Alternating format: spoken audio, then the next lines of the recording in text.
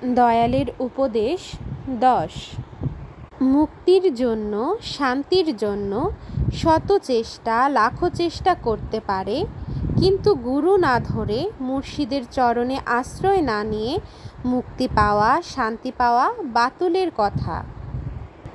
লাখো বৎসর ক ক করতে পারে, কিন্তু যে পর্যন্ত কেহ ক লিখে দেখিয়ে না দেয় সে পর্যন্ত ক শিখা হবে না, কয়ের স্বরূপও জানা যাবে না।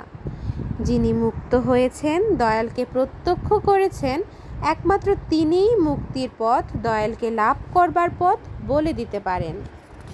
তার সাথে আধ্যাত্মিক যোগ স্থাপিত হলে তবেই দয়ালকে লাভ হবে।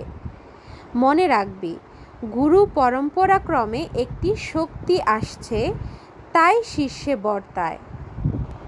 কোনো প্রকারে সমুদ্রের সাথে যোগ হলেই হলো, জল আর শুকাবে না। তারপর চাই অভ্যাস। বেকুলি হো আর গুরুই লাভ কর। অভ্যাস না করলে, সাধন না করলে কখনো উপলব্ধি হতে পারে না।